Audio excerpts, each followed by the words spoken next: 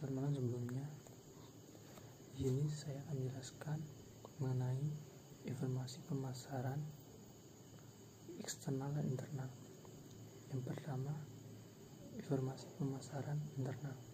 Di dalam informasi pemasaran internal terdapat salah satunya siklus pesanan sampai pembayaran. Maksudnya perwakilan penjualan, penyetoran, dan pelanggan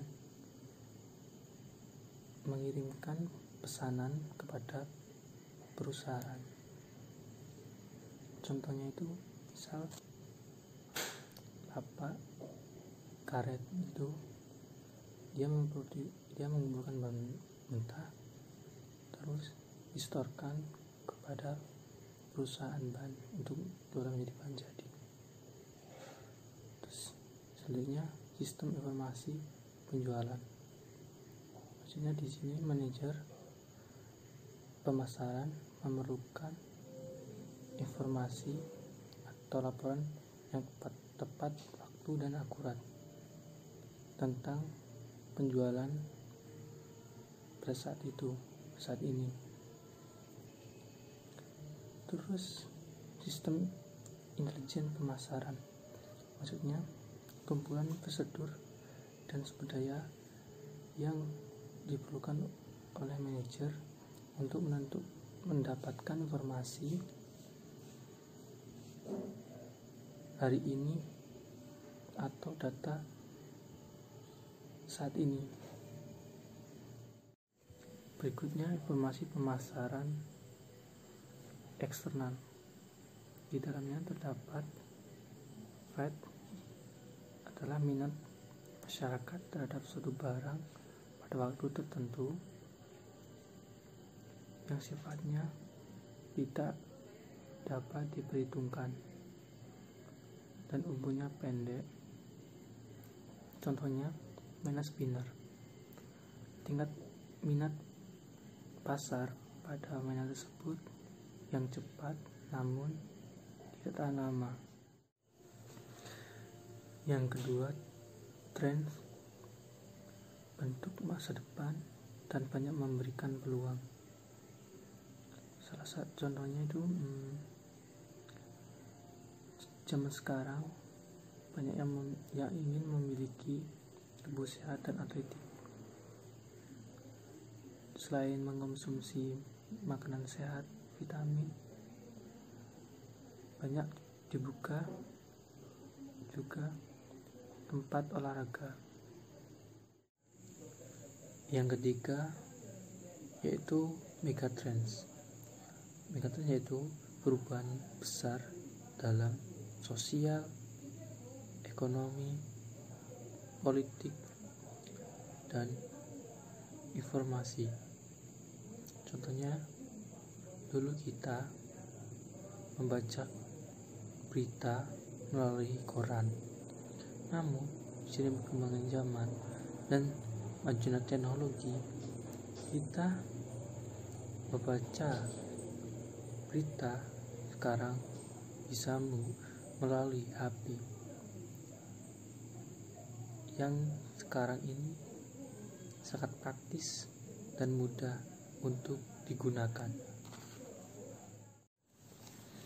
Terus soal yang kedua, saya akan menjelaskan proses riset pemasaran. Riset pemasaran yang efektif mencakup 6 langkah.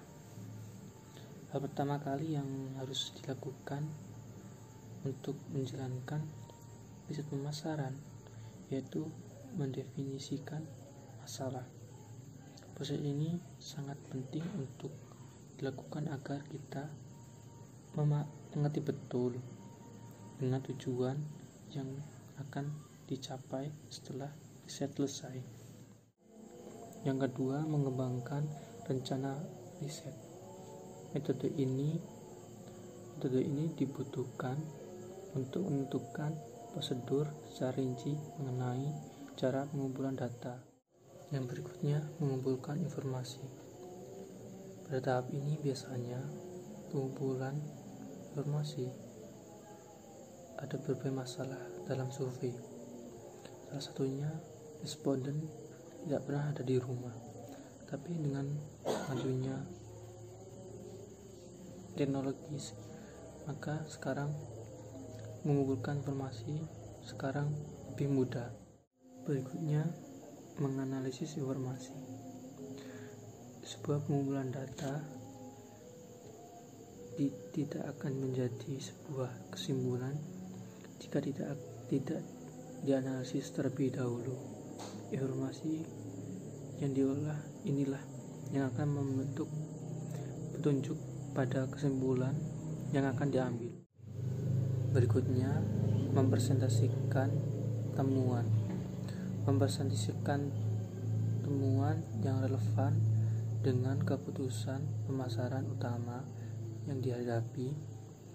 Manajemen yang juga harus mempertimbangkan cara untuk mempresentasikan temuan riset dalam cara yang dapat dipahami. Yang terakhir, pengambilan keputusan. Dalam tahap ini, riset dan bukti harus kuat sehingga akan membantu pengambilan keputusan. Contohnya dalam riset pemasaran, yaitu salah satunya apabila kita ingin jualan pulsa, maka kita terlebih dahulu survei pasar. Berapa harga pulsa di pasaran? Tujuannya agar kita bisa menentukan harga yang sesuai dengan pasar, sehingga tidak kemahalan dan tidak kemurahan.